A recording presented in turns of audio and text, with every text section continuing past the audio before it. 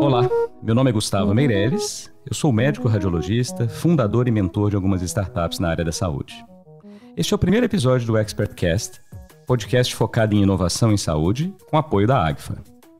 Todo mês receberei convidados que são especialistas em temas relacionados à inovação, principalmente na área da saúde.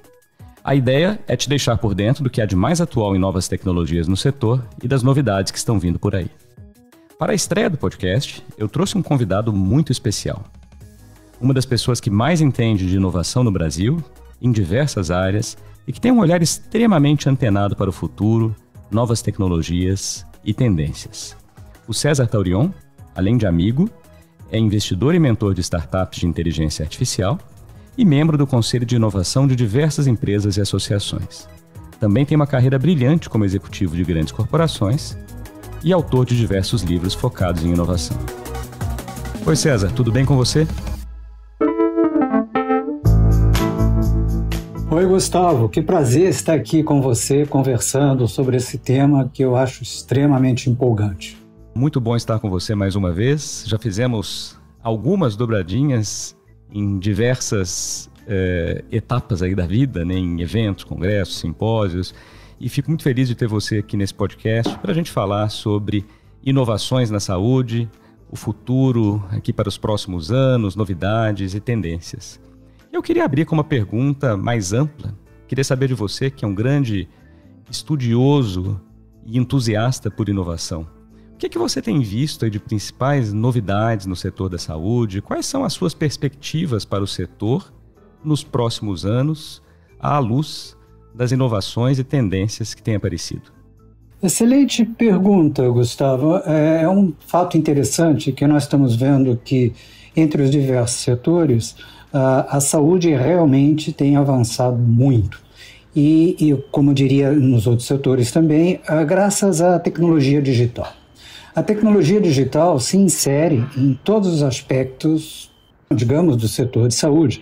Por exemplo, quando falamos em tecnologia digital, nós falamos de inteligência artificial que equipa, por exemplo, dispositivos médicos, que permite que eles tenham muito mais assertividade, por exemplo, na detecção de um câncer de mama, numa análise de uma imagem.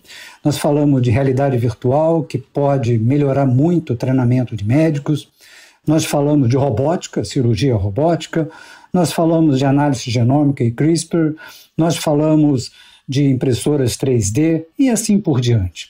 Tudo isso faz com que haja uma convergência de inovações em todos os aspectos do setor de saúde, tornando processos mais ágeis, mais eficientes, fazendo com que os diagnósticos sejam mais assertivos e, principalmente, à medida que nós inserimos o mundo digital em todos os aspectos do setor, nós vemos que conseguimos tirar muito trabalho manual, muito trabalho robotizado e trabalho, digamos, repetitivo dos profissionais de medicina, deixando a tecnologia digital assumir grande parte disso e fazendo com que o médico tenha mais tempo disponível para o olhar humano, olhar realmente com mais atenção o paciente está diante dele, fazer com que haja uma interação muito mais humana, muito mais integral da relação entre paciente e médico. Seus pontos são ótimos, né, César? Porque nós que acompanhamos as inovações, especialmente a inteligência artificial nos últimos anos, presenciamos um medo muito grande das pessoas, né? E eu sempre lembro ali, Revolução Industrial, quando havia as novidades em todo o setor produtivo, e os ludistas, né, tentando quebrar as máquinas para não terem seus empregos substituídos. E a gente começa a ver, até mesmo com os neoludistas agora, um medo muito grande em relação a isso, o que vem de novidades e substituição dos humanos, e os humanos ficando sem emprego. E aí a grande vedete do momento são essas soluções à base de chatbots inteligentes, como o ChatGPT, que causaram furor no mercado nos últimos meses, principalmente nas últimas poucas semanas, né? Então, como é que você enxerga o impacto desse tipo de tecnologia, dessas ferramentas na saúde? Você acha que um ChatGPT pode substituir o médico e que pessoas poderiam ser atendidas diretamente por ele?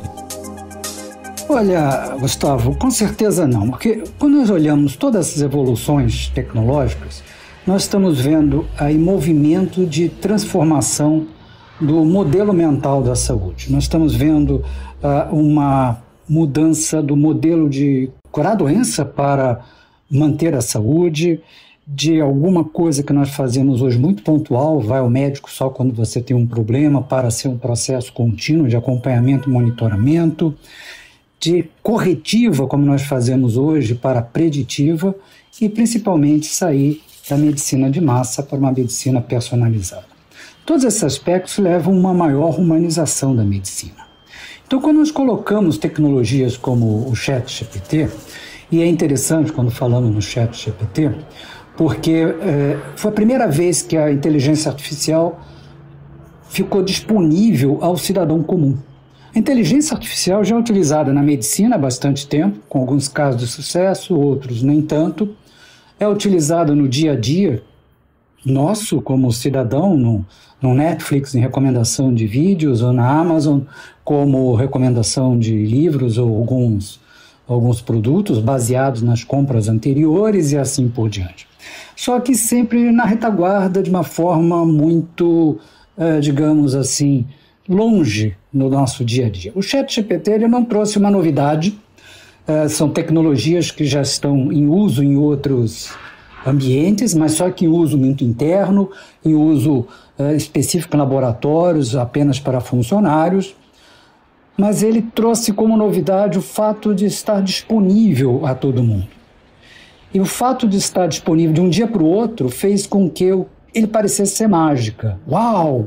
O ChatGPT faz isso, faz aquilo outro. Na verdade, toda a tecnologia, quando surge, ele parece ser mágica.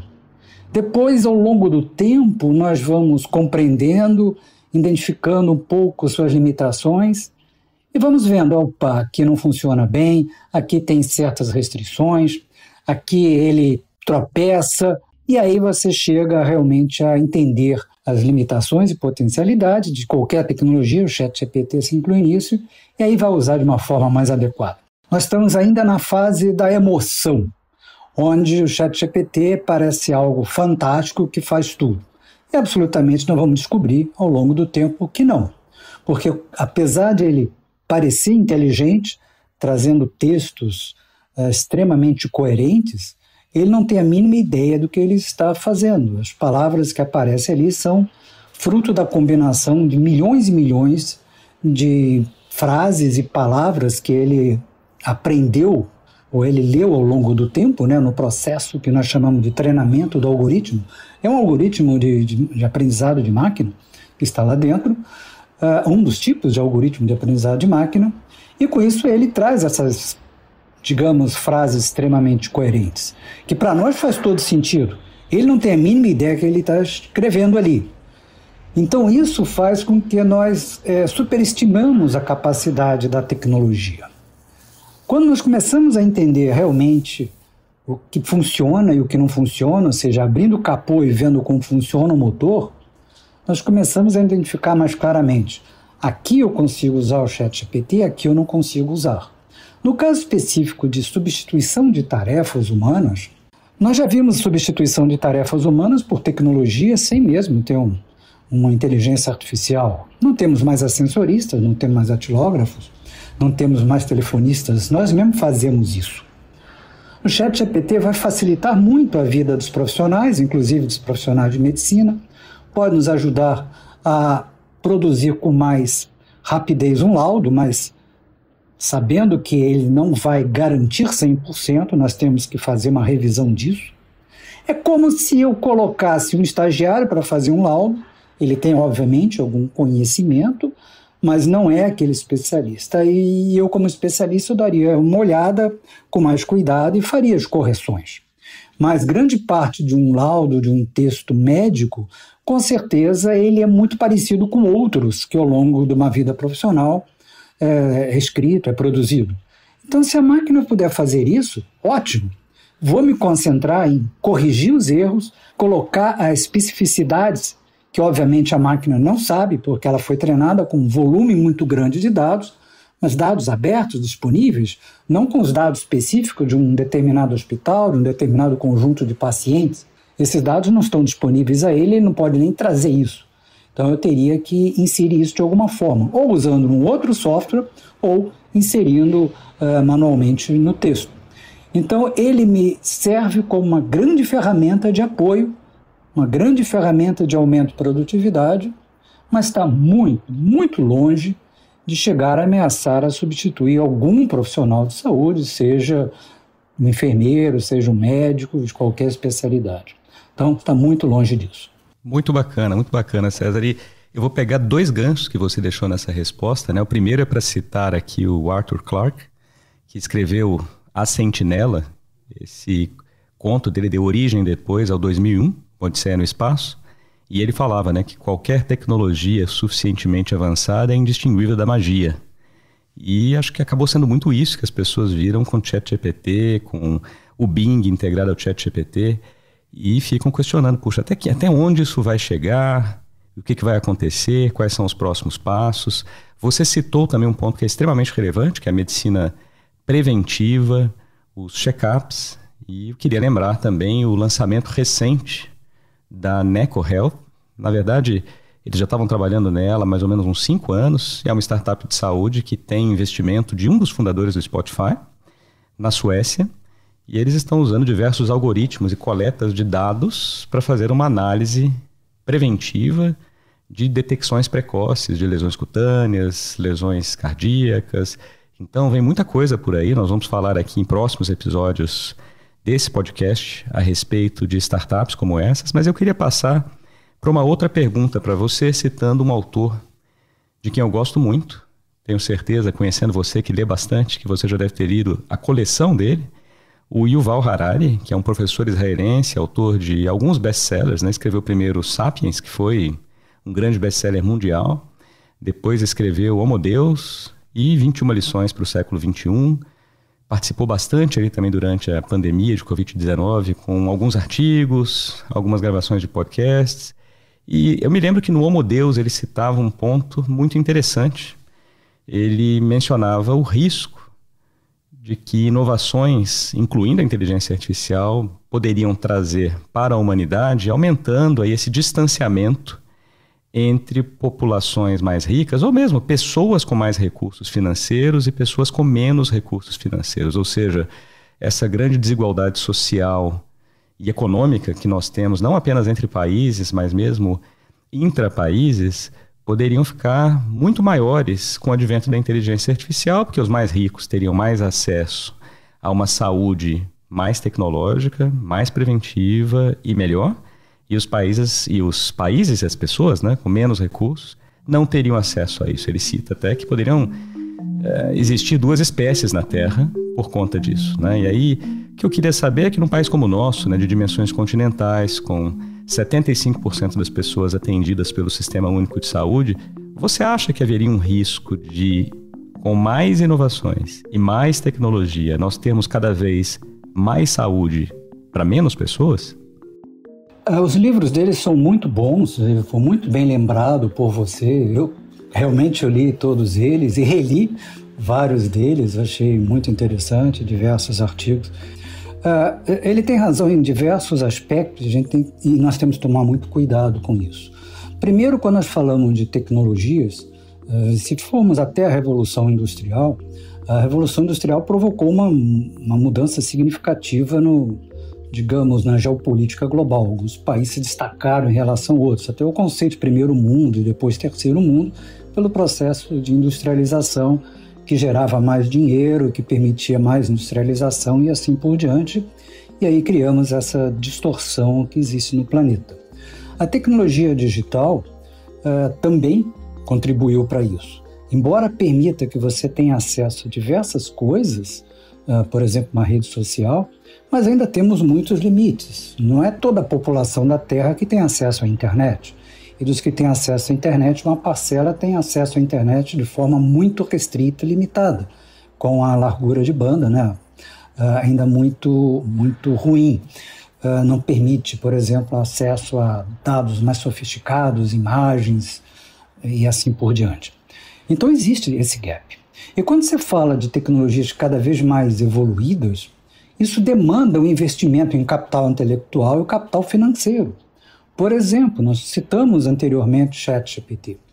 O treinamento do ChatGPT deve ter levado algo em torno, segundo diversas estimativas, entre 5 a 10 milhões de dólares. É um segredo de Estado da OpenAI, mas estima-se basicamente isso. É muito dinheiro. Para manter ele operando diariamente, com seus milhões de usuários, também são alguns milhões de dólares gastos diariamente na infraestrutura.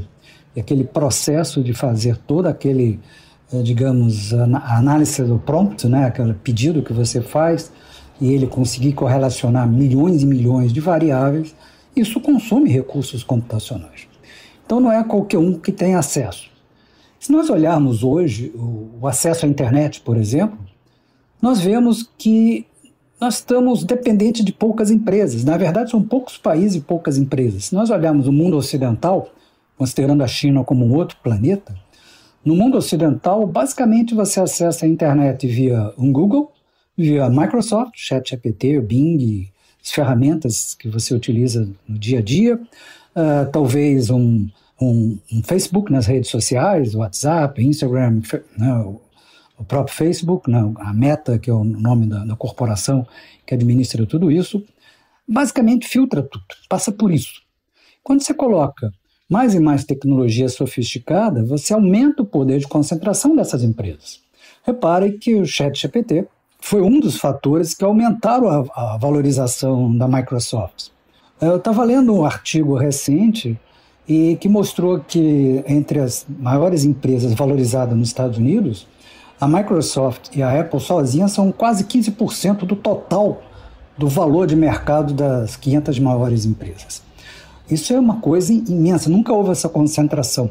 As outras empresas de tecnologia que faziam parte diminuíram um pouco o seu valor de mercado mais recentemente. Google, Amazon, Netflix, a Meta, né, que é proprietária do Facebook.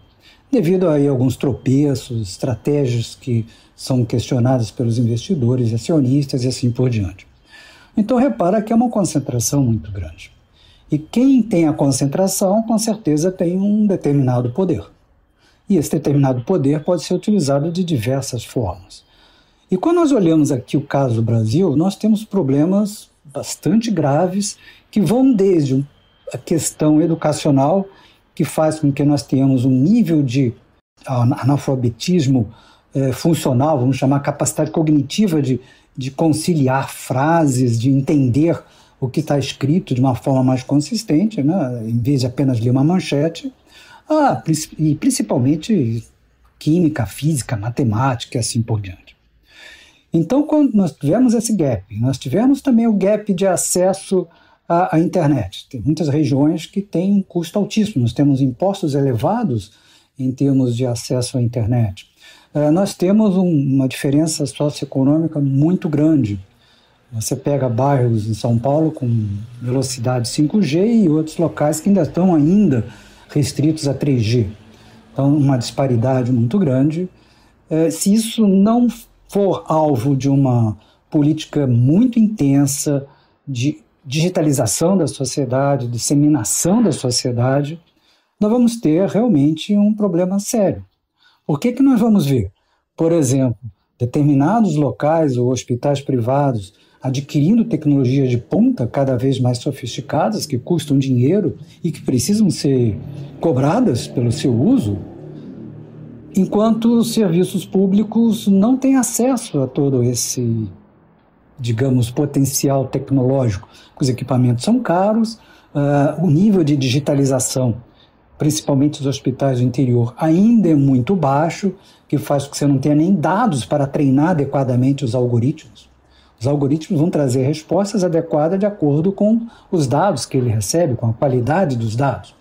Se você treina um algoritmo com dados de uma determinada região e vai para outra, onde os pacientes talvez tenham outra dieta alimentar diferente, o ambiente é diferente, o próprio clima, digamos, a radiação solar e assim por diante, isso faz com que haja com certeza diferenças, e os resultados não serão os mesmos se você levar o mesmo equipamento para um outro local e colocar o algoritmo para funcionar. Então, essa disparidade, se nós não olharmos isso com bastante atenção, sim, vai fazer com que essa previsão que ele disse se torne realidade. No fundo, está começando a se tornar realidade e nós temos que estar muito atentos em relação a esses aspectos. Aqui no Brasil nós temos essa diferença na saúde, com certeza. Nós temos acesso fácil em determinados locais e nós temos dificuldades. Às vezes você vai fazer um agendamento de uma cirurgia, leva meses no serviço público. E esses meses são extremamente prejudiciais ao próprio processo de cura. Então, existe sim esse risco dessa situação acontecer. É excelente, César. Eu vou aproveitar também novamente esse gancho aqui, né, da parte final, e já ouvi algumas vezes aquela ideia de, puxa, quando é que o Brasil vai ter um unicórnio na área da saúde? E acho que a questão maior talvez nem seja unicórnio do ponto de vista financeiro, né? Então, puxa, eu vou ter uma startup que vale mais de $1 bilhão, mas eu creio que seria muito bacana que a gente tivesse aqui no Brasil uma empresa na saúde unicórnio, não necessariamente apenas do ponto de vista financeiro, mas que conseguisse tocar aí esses 140 milhões de brasileiros, né, que não têm acesso a plano de saúde, né? Acho que realmente uma inovação disruptiva na saúde do país vai ser aquela que conseguir melhorar o acesso, especialmente na rede pública, reduzir as filas, fazer com que pessoas em regiões mais remotas do país consigam um bom atendimento. A gente também vai abordar esse tema em um dos nossos próximos podcasts aqui, com convidados que têm feito essa diferença também na atenção na rede pública. Eu vou passar aqui para uma última pergunta para você, que também acho que é um tema muito interessante. Eu vou falar primeiro, eu como médico radiologista, uma especialidade extremamente tecnológica, muito afetada pela inovação e talvez uma das mais impactadas, especialmente pela inteligência artificial. Eu creio que muitos dos radiologistas já tenham se preparado aí há um bom tempo para uma transformação na sua atuação como médicos, com o advento de tecnologias que, na minha opinião, vem aqui muito mais para somar e para melhorar o papel do médico, como você disse na primeira resposta, do que para substituí-lo. Mesmo outras áreas, e aí eu vou citar a psiquiatria, onde nós pensávamos que, puxa, não, aqui nunca vai ter uma substituição, porque é uma conversa ser humano com ser humano. Tem um autor, o Robert Wachter, americano, que escreveu um livro muito bacana, chamado The Digital Doctor, e ele tem um capítulo sobre saúde mental, e foi feita uma enquete nos Estados Unidos, e por incrível que pareça, muitos dos americanos preferiam ser atendidos, se houvesse a possibilidade, por uma máquina com inteligência artificial, em vez de serem atendidos por um ser humano, porque eles se sentiriam muito menos julgados e muito menos condenados, né, se falassem alguma coisa ali, quando estivessem conversando com a máquina em vez do ser humano, né? Então, tendo sido feita essa introdução, né, como que você vê o papel de profissionais de saúde em um mundo com cada vez mais inovações tecnológicas? Como que você acha que eles devam se situar e qual vai ser o papel das médicas, dos enfermeiros, dos nutricionistas e de outras profissões como essa? Eu vejo o médico digital, talvez a figura tradicional do profissional com jaleco branco e um estetoscópio seja substituído por um jaleco branco e um smartphone na mão. Porque, por exemplo, existem mais de 350 mil aplicativos ligados à área de saúde nas bibliotecas, tanto da Apple quanto da Google Play. É claro que muito não funciona bem e alguns funcionam muito bem. E esse é um ponto importantíssimo. Os médicos têm que estar preparados para usar esses equipamentos, entender a tecnologia digital. Entender que não é inimiga, não é uma relação humano versus máquinas, mas humanos e máquinas. A máquina está aí para tirar o robô de dentro do médico e torná-lo ele muito mais produtivo, ou seja, voltado para o lado mais humanista, do que simplesmente fazer um tratamento robotizado de analisar algum resultado de exame e passar outro resultado de exame em consultas muito rápidas.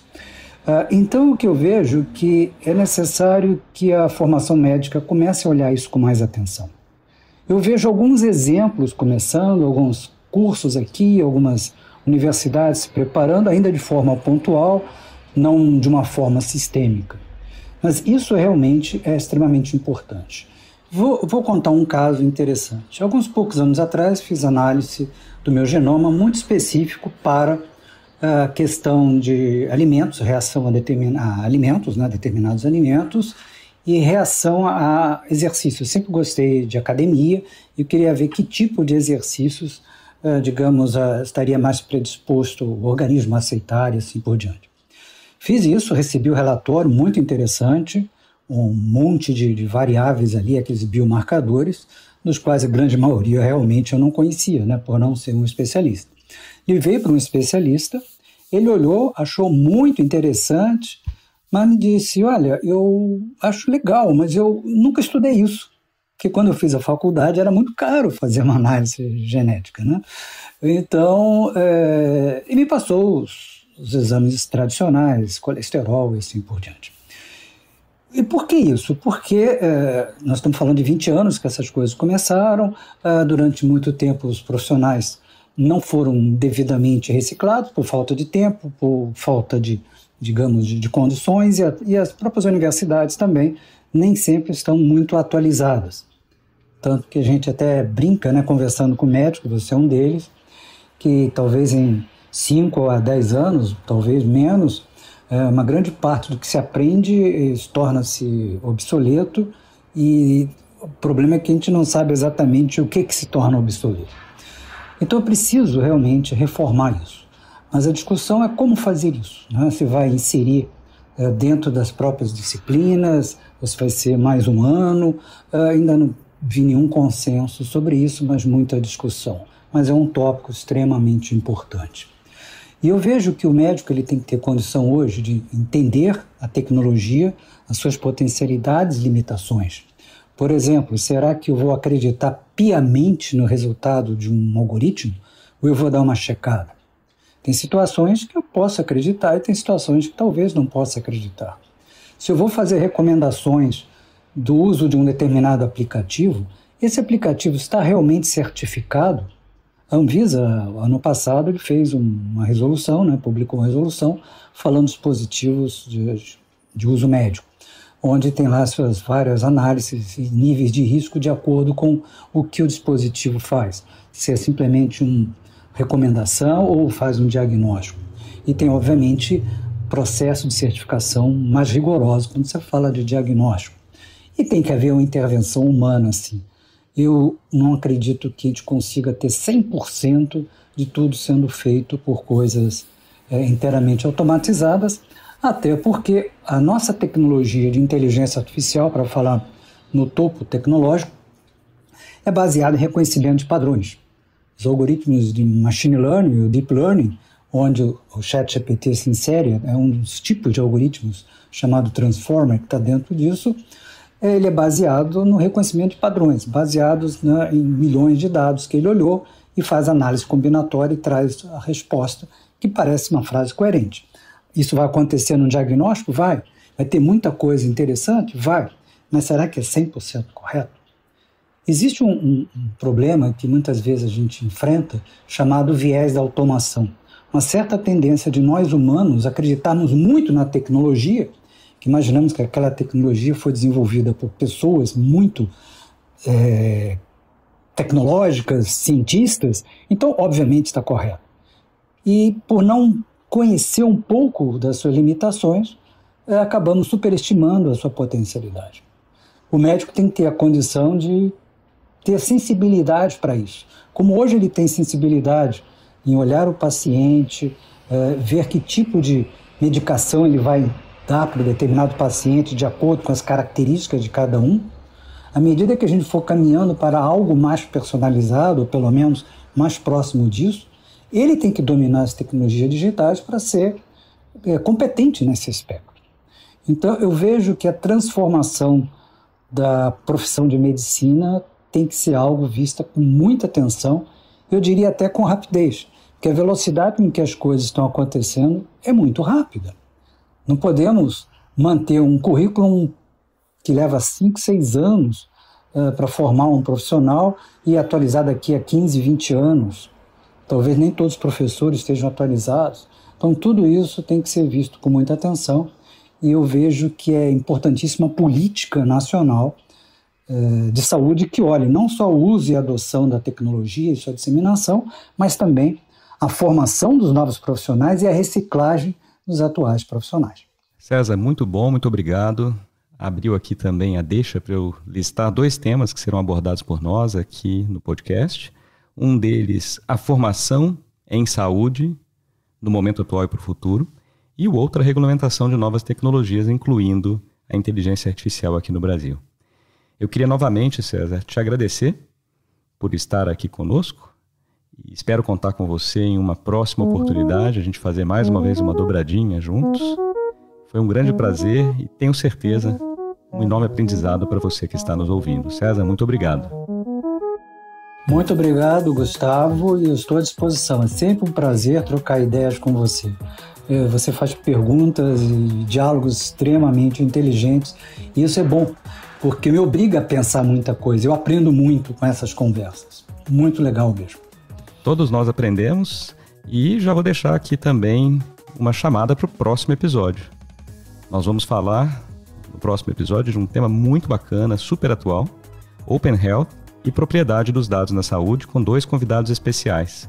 O Dr. Edson Amaro Júnior, que é médico radiologista, responsável pela área de Big Data do Hospital Israelita Albert Einstein, em São Paulo, e o Bruno Aracati, que é empreendedor, investidor e diretor de operações da Drumwave, uma empresa focada em propriedade e monetização de dados. Se você gostou desse episódio, compartilhe nas suas mídias sociais, envie para os seus contatos. Assim, disseminamos informação de qualidade e ajudamos a aumentar o interesse pela inovação em saúde. Muito obrigado pela companhia e até o próximo episódio.